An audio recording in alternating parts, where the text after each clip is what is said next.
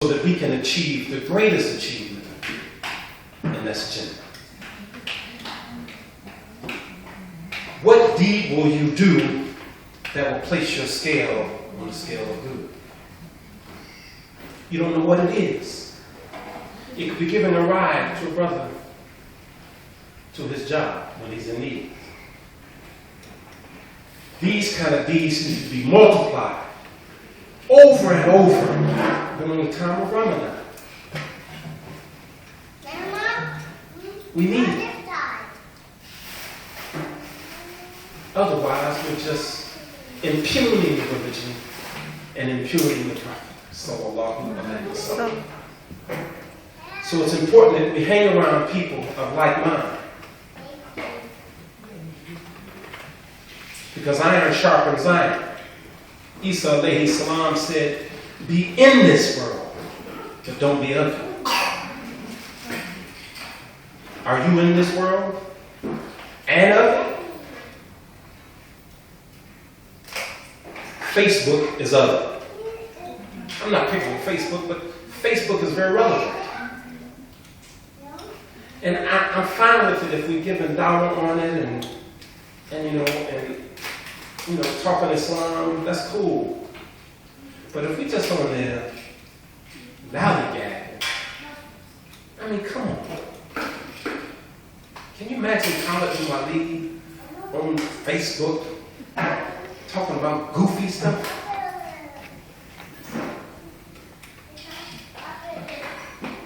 You wouldn't see it. Abu Hurairah on Facebook talking about, hey, did you see the soccer match last Thursday? Time is of the essence.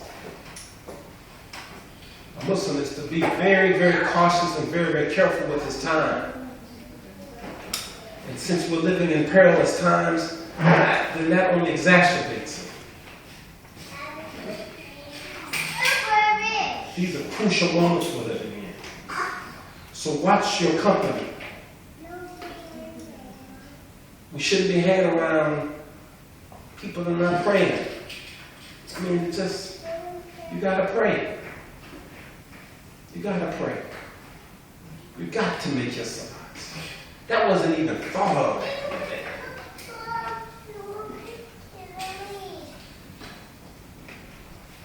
One time the Prophet ﷺ was invited to come to a dinner party by a Kafir.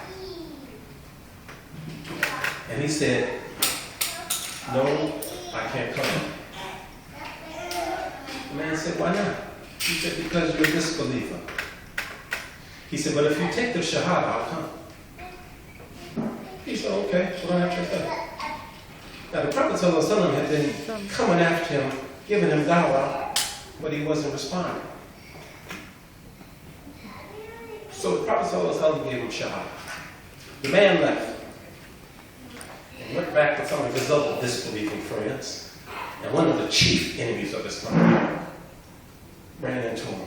He said, guess what? I invited the Prophet ﷺ to come to the dinner party. He said, you did what?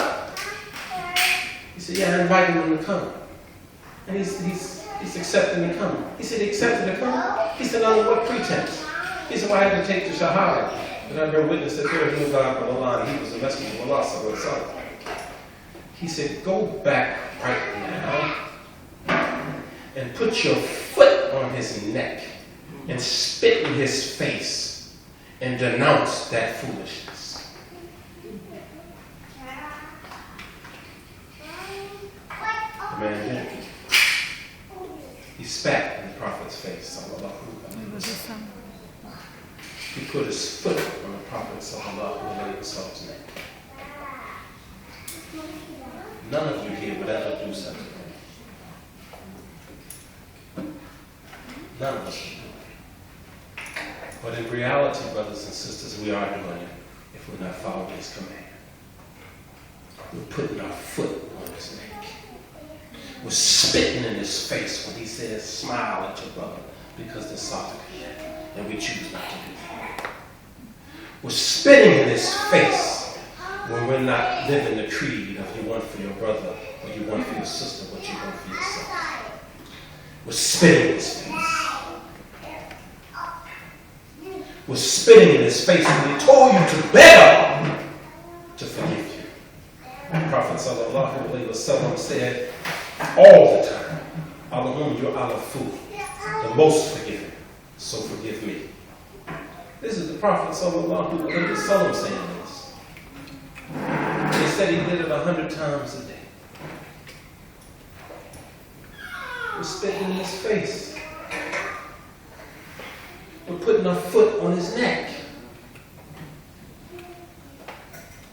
In the name of Islam. We got a huge epidemic right now with drugs. The drug epidemic coming into the Muslim community.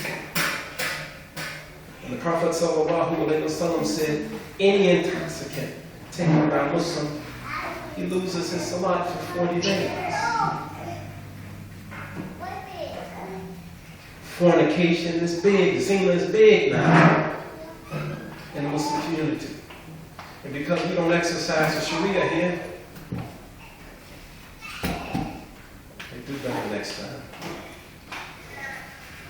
Where's our taqwa? Where is our taqwa?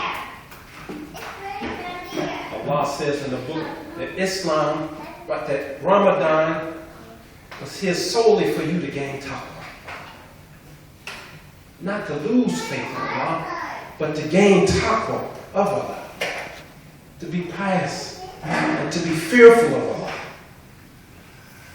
To be fearful of Allah. For his wrath is real. He said he's going to throw the disbelievers and the munafiqs in the fire, and he's going to put the flame on their skin, he's going to burn their skin, and then he's going to put new skin so he can grow more skin and burn that skin. That's rough, isn't it? That shook him up. He said he's going to grow you new skin so that he can burn that. He said in the grave, the disbelievers and the munafiqs will feel the punishment of the grave so much so that they'll crush your ribs into fine brittle pieces. Tap the ribs now. Imagine that. Where's our taqwa? May Allah keep us from that. I mean, may Allah bless us to have more taqwa this Ramadan season that we had last Ramadan season. May Allah bless us to achieve the best coming out of Ramadan. Sadaqah has to be given. The mosque is in dire need of help. We got a flickering light here. We need to have the best here. Give to the Messiah. Give to this mosque. This is your home mosque. Give. And give and give and give and give. So that Allah can replace the double time. Your man asked me to loan him some money. I guarantee he'll say, listen, I give you back that double time. He wouldn't be able to do that because it's not required of him. But here's Allah subhanahu wa ta'ala telling you and I, help the children. Here's Allah subhanahu wa ta'ala saying that whatever you give, He'll give it back to you double. That's a guarantee. When has Allah broke a promise to you and I? 50,000 years ago, He made promises. He didn't break them. And 50,000 years from now, He'll make a promise that He won't break it. Give. Give. And make your prayers sincere. Get down in the sajda position as often as you can. And complain to your Lord. Sheikh Uthaymeen said that one of the gifts of Ramadan is patience, a prayer of patience. One time the Prophet ﷺ told one of his companions to go tell another brother that his father had died. He said, okay, who wants to go tell someone their father died? That's a bit much. That's heavy.